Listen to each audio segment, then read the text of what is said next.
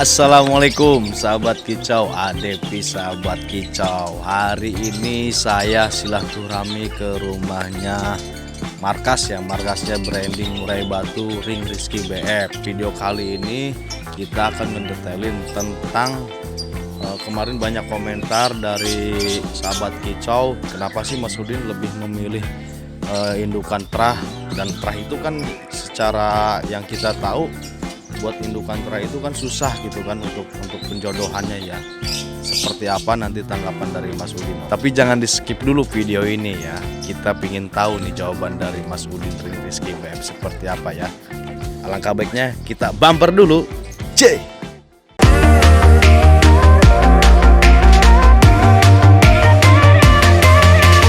Assalamualaikum sahabat kicau.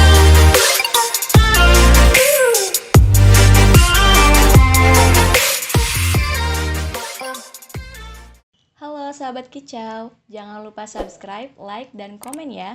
Jangan lupa juga aktifkan notifikasi loncengnya biar bisa lihat terus updatean terbaru dari Adevi sahabat kicau. Support terus ya channel ini. Thank you.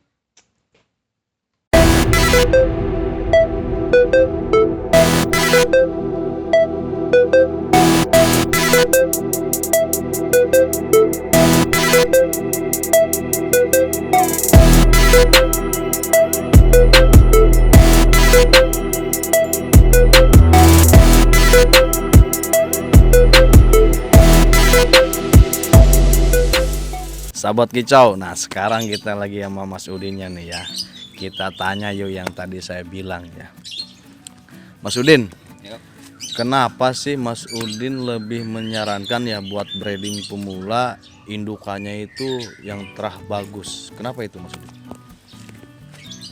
Karena kita misalnya gini kita ternak ya dari indukan prestasi ataupun indukan biasa itu untuk biaya perawatan dan teknik susahannya juga sama gitu ya.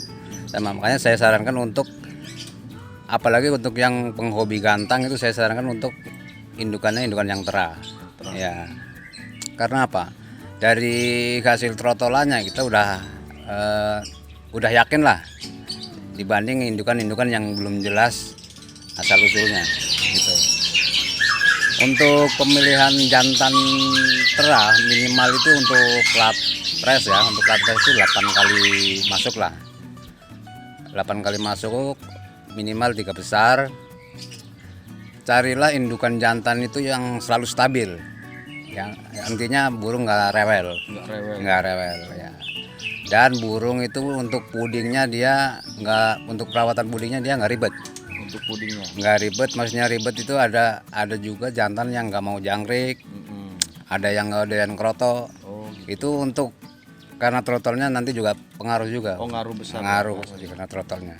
Jadi carilah jantan yang minimal 8 kali masuk di lat press, minimal 3 besar untuk 2 bulan ya. Dan yang selalu stabil. Selalu stabil. Ya. Kalau untuk betinanya itu? Untuk betina kita cari betina yang kalau ada yang mapan, carilah dari penangkar-penangkar yang udah punya nama ya. Yang pasti kalau kita minta yang bagus pasti dikasih yang bagus. Satu mapan, kedua carilah indukan betina yang minimal mau ngadu ya. Minimal ya ada faktornya. Kenapa bisa seperti itu? Itu ciri betinaan yang bagus itu kayak gitu yang saya pakai gitu kan. Saya kalau untuk penjodohan saya track dulu antar 1, 2, 3, 4 betina, saya pilih-pilih untuk indukan-indukan yang jantan dari lapangan itu. Betinaan yang bagus atau enggak terah yang bagus itu yang seperti apa Mas Udin? Yang bagus itu satu ya mapan di usia, birahinya udah dapet. Yang paling penting itu kita harus tahu asal usul dari indukan betina tersebut. Misalnya dari penangkar mana kita tahu sejarahnya, track record dari indukan terahnya gitu. Ya, untuk ciri fisik kalau orang Jawa bilang itu apa ya? Katurangga ya. Katurangga ya. Dari segi dada kadang-kadang kita ada yang mau untuk betina itu cari yang dada lebar ya. Yang dadanya lebar itu kedua faktornya Faktornya. ya. Yang disebut lebar itu ada yang bilang kan belah ya Mas. Ya, ada yang cari gitu, tapi minimal kita punya ciri fisik gitu, dada lebar, Dadanya lebar. ya. Faktornya juga. Faktornya ada gitu kan. Dan untuk minimal umurnya itu buat bisa dijadikan indukan kisaran berapa? Minimalnya lah. Sebenarnya kalau indukan-indukan atau betina tangkaran ya atau Iya.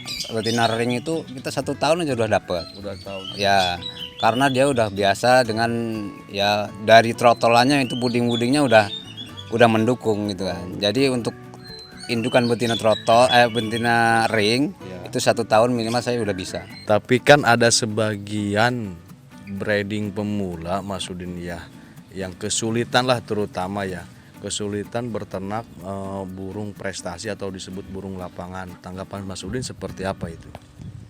Kalau bagi saya pribadi antara burung lapangan atau burung yang biasa bukan buat lomba itu tingkat kesulitannya hampir sama ya. Soalnya apa, saya ngalamin sendiri burung-burung yang bekas lapangan saya tangkar ya baik-baik aja, mudah gitu kan. Malah menurut saya itu lebih gampang. Lebih gampangnya gimana Om? Kita bisa mengatur birahi itu burung-burung lapangan. Contohnya misalnya kalau ke lapangan kita burung, ya kalau saya dulu kalau salah setting apa kebanyakan buding A, B, C mungkin burung gampang birahi. Ya di situ kita menyikapi burung itu burung lapangan supaya cepat birahi itu gimana ya mudah bagi saya mah gitu. Jadi nggak ada kendala misalnya burung lapangan susah itu enggak. Tergantung kita gimana ya nyari menyiasati supaya birahi itu burung biasanya pakai apa gitu doang. Dan terutama tahu karakter burung itu Tahu ya. karakter burung dulu ya. Tahu karakter burung, jangan ibaratnya belum kondisi burung antara betina atau jantannya belum masuk ke masa birahi puncaknya kita udah jodohin, kita udah satuin. Jadi carilah waktu yang tepat, misalnya si jantan yang kurang birahi ya seperti apa kita belajar dari orang lain lah. Kita kasih buding apa supaya jantan itu birahi gitu. Tapi untuknya birahinya harus stabil lah. Harus bisa mengatur birahi antara jantan dan betinanya Om. Harus balance ya. Iya betul. Jadi untuk sahabat breeding yang mau coba-coba breeding dengan burung-burung bekas lapangan ya atau burung-burung prestasi, perhatikan satu untuk jantannya karena birahinya. Kalau jantan burung lapangan atau burung terah ya itu harus dapat birahinya dulu. Seperti apa untuk kelihatan birahinya ya sepertinya misalnya kita rendengin apa kita deketin dengan betina, dia sudah manggil-manggil, dia turun ngerayu itu mungkin birahinya udah dapat, cuman belum di puncaknya. Untuk indukan betinanya harus sama. Saat direndengin atau dideketin sama pejantan yang ngerayu, dia akan bunyi atau senggangganya dia akan memanggil atau menjawab panggilan dari singang jantan itu gitu. Jadi jangan langsung disatuin atau kita ya kadang-kadang ada yang ngerasa udah cocok, udah birahinya dapet terus disatuin di kurung bunder itu atau kurung gantung itu akur, langsung dilepas di kurung ternak ya. Ini harus diperhatikan soalnya burung lapangan atau burung bekas-bekas lapangan itu faktornya tinggi. Jadi saat dia dilepas di kandang, dia jiwa pembuluhnya lebih besar. Jadi untuk menyiasatinya kita yang jantan kita tetap dikantung dulu minimal 1 minggu di kandang ternak. Ya, kalau si betinanya udah nyamper apa udah tidur, udah nangring di kandang si jantan, pelan-pelan kita lepasin tapi masih dengan kita pantau. Masih kita pantau, dalam pantauan itu minimal 2 hari lah. Minimal ya. Ya, minimal 2 hari. Kalau untuk nilai plusnya ya Mas Udin ternak atau enggak, maksudnya ternak breeding murai batu tapi murai yang terah bagus atau enggak burung prestasi, nilai plusnya itu seperti apa Mas? Jadi untuk pemula atau yang mau breeding baru ya, untuk para pemula saya sarankan untuk cari burung terah. Karena apa? Ada nilai plusnya trotolan itu kita nggak usah kita tawar-tawarin ibaratnya ya, nggak usah kita pasar-pasarin, orang udah tahu lah. Kadang-kadang pencinta atau kita terutama murai itu kan udah, kalau kita tahu kita yang kita breeding itu siapa, untuk nama-nama burung itu untuk wilayah, pasti dia nanyakan siapa gitu kan. Itu nilai plusnya. Dari harga penjualan mungkin kita bisa di atas yang lain ya. Di atas rata-rata standarnya. Ya, di atas rata-rata standar itu untuk keuntungan burung prestasi. Jadi plusnya itu untuk teman-teman yang mau breeding jangan takut untuk menangkar burung-burung yang prestasi ya. Karena apa? Nilai plusnya yang saya sebutin tadi, untuk harga trotolan bisa di atas rata-rata ya. Kedua, ya kita nggak usah ibaratnya nawar-nawarin ya, orang udah tahu kan. Udah tahu ada nilai historisnya dari player si penangkar itu dulu gitu. Jadi kalau kita misalnya nyebutin trotolan si A atau si B ya, orang melihatnya ingetnya ke bapaknya atau indukannya gitu. Menangkar burung-burung prestasi ya mungkin perlu modal gede atau ya, sedangkan sebenarnya modal itu bisa disesuaikan dengan budget kita ya. Cuman misalnya kita punya uang di atas 20 apa berapa ya, kita cari-cari burung yang standaran last presan aja. Mungkin minusnya di modal awal aja ya, modal awal perawatan gitu jangan sampai gagal. Karena apa? Karena itu burung ada harganya. Sahabat breeding yang mau coba-coba jangan takut ya, kayak untuk burung-burung terah jangan sampai takut gagal ya. Kita masih banyak tempat untuk nanya-nanya, sharing-sharing ke yang lebih senior ya. Karena apa? Untuk burung terah dan burung-burung biasa itu tingkat kesulitan dan perawatannya sebenarnya sama ya. Tapi untuk hasil jauh lebih memuaskan burung-burung yang jelas-jelas kita tahu terahnya ya minimal kita tahu terahnya. Jadi jangan takut untuk gagal.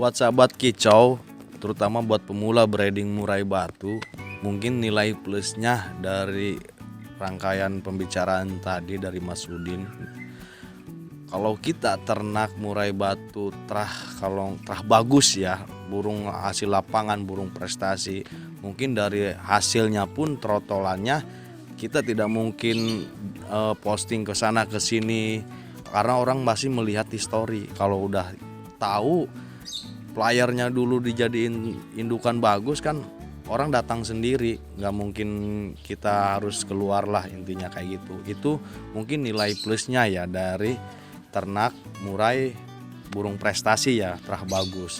Cuman nilai kekurangannya mungkin ya Mas Udin ya, nilai minusnya mungkin dari awal doang, modal ya, terutama modal. Karena kenapa modal, kendala dari modal ya tadi itu, karena burung prestasi itu kan burung yang di lapangan itu burung-burung mahal lah bisa disebutnya ya kan.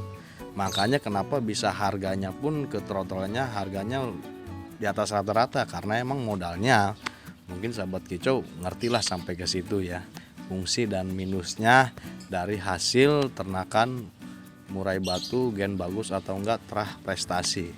Mungkin liputan tentang review hari ini ngopi bareng sama Mas Udin Ring Rizky BF sampai di sini dulu ya sahabat kicau ya. Saya Depi sahabat kicau dan ini Ya, Mas Udin Ring Rizky BF. Terima kasih.